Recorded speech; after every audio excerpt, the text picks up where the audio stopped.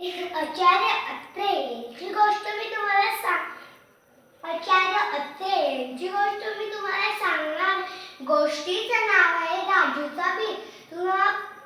तुम्हाला शंकाच पडली असेल ना, हा राजू कोण आहे, त्यांनी कशाला बिल दिलं, कोणाला दिलं. चला आता पाहूयाच. हा राजू अगदी छोटा होता, माझ्या एवढाच. खूप मोठा चौकस होता.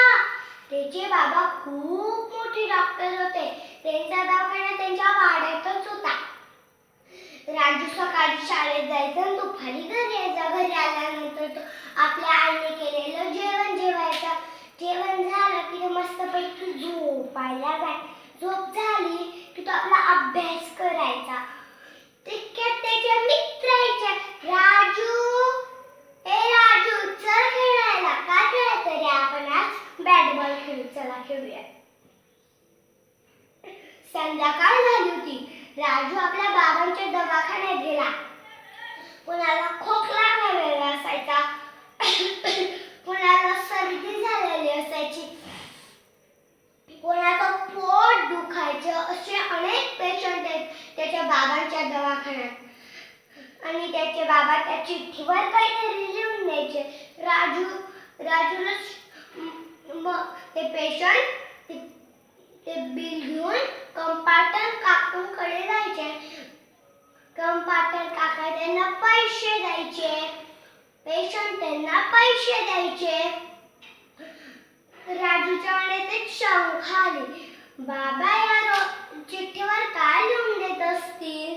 त्यांनी बाबांनाच विचारलं, बाबा तुम्ही त्या चिठ्ठीवर काय लिहून देता.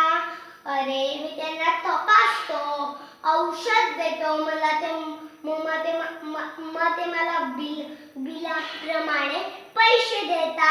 तितक्यात त्याचा निरोप आला, राजू चल 8 वाजून गेले, तुला सकाळी जायचंय ना शाळेत. तो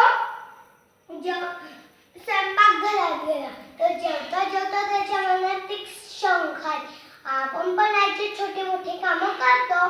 तो उठला. त्याने एक कागद घेतला, लिहू लागला, प्रिय राई, राजूचा बिल. शेजारच्या काकूंना वाटीभर साखर नेऊन बिल 1 रुपया. शेजारच्या काकूंना मिरच्या देऊन बिल 1 रुपया.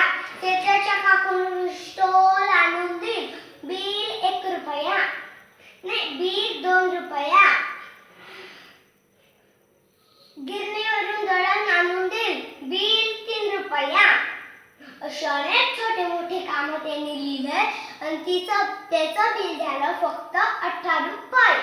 त्यांनी ती चिठ्ठी आईच्या उशीजवळ ठेवली.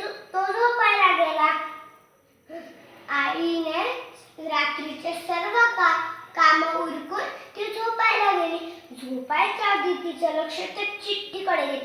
ती चिठ्ठी घेऊ लागली आणि हसू लागली. तिने पण एक कागद घेतला, प्रिय राजू, आईचा बिल, खूप खूप आशीर्वाद. तुला मी जन्म दिला, बिल 0. तुझे औषध पाणी याच्यासाठी कष्ट केलं, बिल 0. तुझे शाळा कपडे अभ्यासासाठी कष्ट केलं, बिल 0. तिचं बिल झालं फक्त 0. आणि ती चिठ्ठी त्या उशीजवळ राजूच्या उशीजवळ ठेवली आणि ती झोपायला गेली. राजू तिचं लक्ष त्या चिठ्ठीकडे गेलं. ती चिठ्ठी वाचू लागली. वाचता वाचता त्याचे डोळे भरून आले.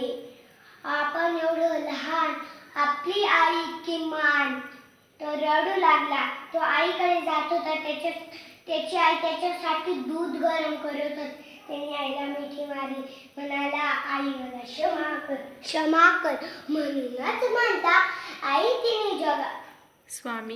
स्वामी तिने जगायचा, आई विना भिकारी. देवाने पृथ्वी लोकवर का पाठवलं असेल मग आईला. देव घडी घडी जाऊ शकत नाही. देव सारखा जाऊ शकत नाही, येऊ शकत नाही. म्हणूनच त्यांनी आयलंड निर्माण केलं. धन्यवाद.